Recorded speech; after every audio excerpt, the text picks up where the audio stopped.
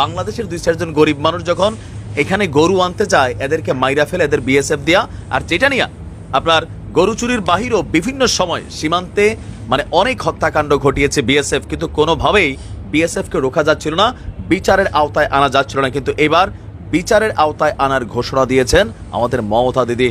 अस्सलाम वालेकुम व्यूअर्स, मैं हूं एहसान खान, मैं हूं अली मुर्तजा और आप देख रहे हैं हमारा यूट्यूब चैनल एहसान रिएक्शन विद एहसान। हम उम्मीद करते हैं आप जहां भी होंगे एंजॉय करते होंगे, मज़े में होंगे और फिट फाट होंगे। आज ईद उल अजहा है, आप सबको बहुत बहुत मुबारक हो। व्यूअर्स आपको बताएं कि जो बीएसएफ फोर्सेस है इंडिया की बॉर्डर गार्ड फोर्स है और बांग्लादेश की बीजीबी है, हो क्या रहा था कि बॉर्डर के ऊपर जो बांग्लादेशी जो फार्मर्स हैं उनके जो जानवर हैं वो चारे के लिए इंडिया की टेरिटरी हुदूद में चले जाते थे, उनकी ज़मीनों के ऊपर जाके चारा ले लेते थे। लेकिन करते क्या थे, जब उनको वापस अपने जानवरों मवेशियों को लेने के लिए बांग्लादेश के जो किसान हैं फार्मर्स जाते थे इंडिया की हुदूद में, असल में जो जानवर होता है वो तो जानवर है ना, उसे नहीं पता चलता ये टेरिटरी है, ये बॉर्डर है, मैंने उधर नहीं जा, उसने तो चारा लेना है जहाँ मर्जी चला जाए। खैर हुआ क्या, वो जो बॉर्डर गार्ड फोर्स थी ना उसकी इंडिया की, वो उन्हें शूट कर देती थी, मार देती थी, किसानों को भी और जानवरों को भी। लेकिन फिर जो बांग्लादेश बॉर्डर गार्ड फोर्स है ना बीजेपी, उन्होंने समझाया अपने किसानों को, फार्मर्स को कि भाई आप एहतियात करें, आपने अब उधर नहीं जाना, क्योंकि वो तो बहाने तलाश करते हैं, शूट कर देते हैं। अलर्ट कर दिया उसने अपने किसानों को, अपने लोगों को, बांग्लादेश की फोर्स ने। फिर जनाब वो जाना उधर से छोड़ गए। हुआ कुछ इस तरह से, फिर जो इंडियन बॉर्डर गार्ड फोर्स है ना उन्होंने अपने ही लोगों को मारना शुरू कर दिया और मारकर इल्जाम जो एलिगेशन है वो बांग्लादेश फोर्स के ऊपर लगाना शुरू कर दिया, बॉर्डर गार्ड फोर्स के ऊपर कि ये मारती हैं। तो देखे ना, वेस्ट बंगाल के जो लोग हैं वहाँ के जो कल्चर है, वहाँ की लैंग्वेज जो है वो सेम है। इस वजह से जो है वेस्ट बंगाल के लोग जो हैं वो जब आते थे इंडिया के बॉर्डर के ऊपर, वो हदूद के ऊपर जब आते थे, देखें वहाँ पे फेंसिंग भी इतनी नहीं है, पिलर्स वगैरह लगे हुए हैं, लेकिन इतनी ज़्यादा वहाँ पे वो जो है वो वायर्स नहीं है कि जिस वजह से इतनी ज़्यादा रिस्ट्रिक्शंस हों। तो वहाँ पे जब आते हैं लोग तो जो उन्होंने अपने लोगों को अब मारना शुरू कर दिया बांग्लादेशी समझ के। ये एक और भी मैसेज है कि शायद ये बांग्लादेशियों से बहुत ज़्यादा नफरत करती है बॉर्डर गार्ड फोर्स, लेकिन उनके ऊपर अब बहुत स्ट्रिक्ट जो है एक्शन लिया जा रहा है, उन्हें जो है वो हाई अलर्ट कर दिया गया। अच्छा, अब असल में जो बात आ रही है ना वो ये है जिससे बहुत ही ज़्यादा मैं कहता हूँ कि शोर शराबा है इस वक्त वेस्ट बंगाल में भी। उनकी जो सीएम है ना ममता बनर्जी, उन्होंने कहा है कि देखें अगर अब ये हमारे लोगों को ये जो बीएसएफ के जवान मारते हैं ना कि बांग्लादेश जो बॉर्डर गार्ड फोर्स है वो मारती है, वो कह रही है अब हमें इनके खिलाफ एक्शन लेना होगा। बल्कि उन्होंने अपने लोगों को यहाँ तक कह दिया है कि जहाँ पर आपको ये बीएसएफ के जवान नजर आए उनकी धुलाई करें, उनकी ठीक ठाक आप ठुकाई करें, जिस तरह से बांग्लादेशियों ने की थी, बांग्लादेशी किसानों ने जिस तरह से की थी। एक तो बांग्लादेश किसान करते हैं और दूसरा बांग्लादेशी जो टीम है वो भी तो करती है ना, वो भी करती है, बिल्कुल ऐसे साबुन की तरह, जिस तरह धोबी कपड़े नहीं धोते इसी तरह वो भी पिटाई करते हैं। जिस तरह से शकीब खेलते हैं, मेहदी हसन मिराज खेलते हैं, वो एक अलग हर साइड से धुलाई होती है बांग्लादेश। लेकिन खैर अब वापस आते हैं, क्रिकेट से वापस आते हैं, बॉर्डर के ऊपर बॉर्डर में जो हो रहा है वो तो बहुत ही भाई अजीब किस्म का हो रहा है। लेकिन अब पता चल गया वेस्ट बंगाल के लोगों को कि भाई ये तो अपने ही फौजी मारी जा रहे हैं, ये किसी और के नहीं मारते। अब उनको जैसे ही पता चला अब उन्होंने क्या, वो अपनी फोर्स के ऊपर उन्होंने एक्शन लेना शुरू कर दिया। मजे की बात ये है, यानी वो जो एक उनकी जो चाल थी या प्रोपेगेंडा था वो पता चल गया। खैर इसी के ऊपर एक नईम अली साहब हैं जी, बड़े ही मैं कहता हूँ कि मेरे बड़े फेवरेट हैं, बड़े ही शानदार अंदाज के साथ ये तज्जिया पेश करते हैं, एनालिसिस देते हैं, उन्हीं की वीडियो है। आइए वीडियो देखते हैं और बता रहे हैं साजिश के बारे में और नॉन प्रोफेशनल जो एक्टिविटीज़ हैं उसकी बीएसएफ की उसके बारे में। तो आइए बढ़ते हैं जी, वीडियो देखते हैं। 3, 2, 1 एंड क्यों। ভিডিও শুরুতেই আমি মমতা দিদিকে বাংলাদেশের পক্ষ থেকে অনেক ভালোবাসা জানাচ্ছি, কারণ তুমি আসলে একজন নেত্রী। মায়ের সত্যি বলছি, একদম কেলিয়ে দিয়েছো। কারণ ভারতবর্ষের মধ্যে তোমার মতন এমন সাহস নিয়ে এই ধরনের প্রটেস্ট করার মতন কারোর ক্ষমতা নাই মায়েরই। মমতা দিদির জন্য হিউজ ভালোবাসা, কারণ মোদির যেই বিএসএফ বাহিনী আছে এতদিন যাবৎ সীমান্তে বাংলাদেশ নিয়ে অনেক ঘটনা ঘটছে।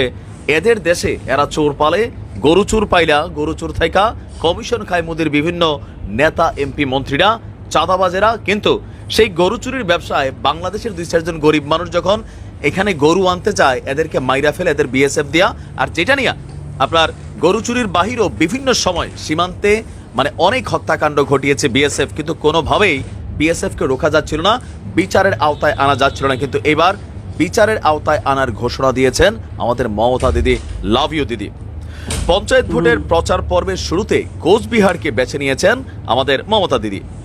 আপনার কোচবিহারের 1 নং ব্লকে চান্দামারি এলাকা থেকে প্রচারের শুরুতেই তিনি নিশানায় করেছেন ভারতের সীমান্তরক্ষী বিএসএফ। এই জেলাতেই একাধিকবার বিএসএফ এর গুলিতে নিরীহ মানুষের মৃত্যু হয়েছে, ভারতের মানুষেরও মৃত্যু হচ্ছে। এরা কিন্তু বাঙালি জাতিকে টার্গেট করে এই বিএসএফ এর লোকেরা।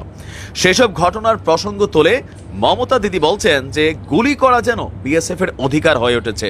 আমার কাছে খবর আছে সীমান্তে পাহারা দেওয়ার নামে লোকজনকে ভয় দেখানো হচ্ছে, অত্যাচার করা হচ্ছে।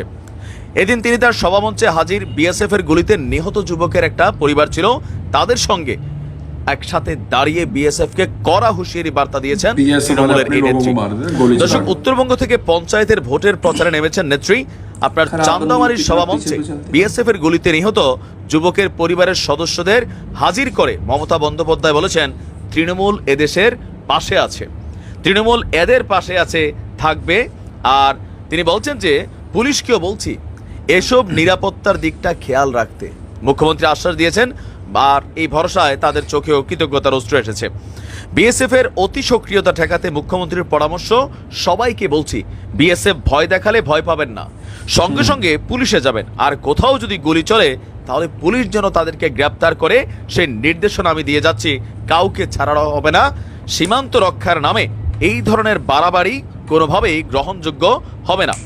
বিএসএফ কোনো গ্রামে ঢুকে নিরীহদের উপর অত্যাচার করবে কোন আইনে? গুলি করাটা যেন অধিকারের মধ্যে পড়ে এসেছে, কেউ এসব মেনে নেবে না। বিজেপির বিরুদ্ধেও কড়া বার্তা পাঠিয়েছেন দিদি। মহিলাদের উদ্দেশ্যে বলেছেন বিজেপির ভয় যেন কোনোভাবেই তারা না পায়। দর্শক, এখানে অতি গুরুত্বপূর্ণ অংশটা হচ্ছে এই যাবৎকালীন বিএসএফ এর বিরুদ্ধে টোটাল ভারতবর্ষে এমন বক্তব্য দেওয়া নেত্রী শুধুমাত্র মমতা দিদি, কোনো নেতাও শুনি নাই।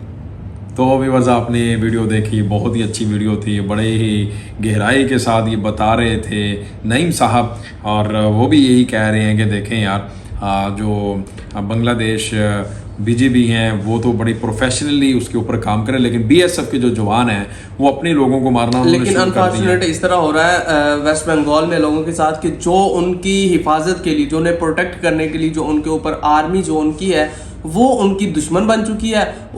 उसमें उन्हें वो अपने दुश्मन की झलक दिखाई देती है, जबकि अगर वो बीजेपी की तरफ देखते हैं तो वो उन्हें दोस्त की तरह दिखती है। तो देखें ना, जो इंडिया की आर्मी है, जो बॉर्डर गार्ड फोर्स है, जो अगर वही अपने लोगों को मारेगी तो फिर ट्रस्ट कहाँ रहेगा? बांग्लादेश में बांग्लादेशी मेरे मुंह से बार बार निकल रहा है। तो देखें ना, इंडिया में जब लोगों को हुकूक नहीं मिलेंगे, चाहे वो बंगाली जुबान बोलने वाले लोग, चाहे कोई भी, मुझे ऐसा लगता है उनकी जो रिजेम्बलेंस है ना वो सेम है। वो उस साइड पे, बॉर्डर के इस साइड पे भी बंगाली है, बॉर्डर के उस साइड पे भी वेस्ट बंगाल है, और उनका जो हुलिया होता है ना, और उनका जो ड्रेसिंग वो सेम ही होती है, लुंगी और चादर, और वो लगते ही बंगाली हैं। तो मेरे ख्याल में जो बीएसएफ के जवान हैं वो इस चक्कर में और गलत फहमी से उनको मार देते हैं, और फिर वो जब उनको मार देते हैं, जब उनकी शिनाख्त होती है, उनको पता चलता है कि ये तो हमारे ही हैं, तो फिर वो किसके ऊपर डालते हैं? बीजेपी के ऊपर डालते हैं कि ये तो भाईजान बांग्लादेशी फोर्स ने मारा है इनको। लेकिन वो जो वेस्ट बंगाल के लोग हैं वो जान चुके हैं सब हेरा फेरी को। उनकी जो सीएम है ममता बनर्जी, उन्होंने कह दिया कि उनके खिलाफ अब एक्शन लिया जाएगा। और देखिए, उन्होंने कहा है कि अगर कोई भी जवान जो है इस तरह की हरकत करता है तो उन्हें जो है वो बहुत कड़ी से कड़ी सजा दी जाएगी, और उन्हें जो है वो उसका सामना करना पड़ेगा कोर्ट का। और साथ में देखें ना, देनी भी चाहिए, जो कसूरवार है बिल्कुल कसूरवार को सजा देनी चाहिए। तो आप इजाजत लेते हैं, आपका इस बारे में क्या कहना है कि इस तरह से हो रहा है या नहीं? आपको इस तरह का वाकया आपके सामने कभी पेश आया या नहीं? कॉमेंट सेक्शन में जरूर बताइएगा। मिलेंगे जी आपसे नेक्स्ट वीडियो में, तब तक के लिए अल्लाह हाफिज।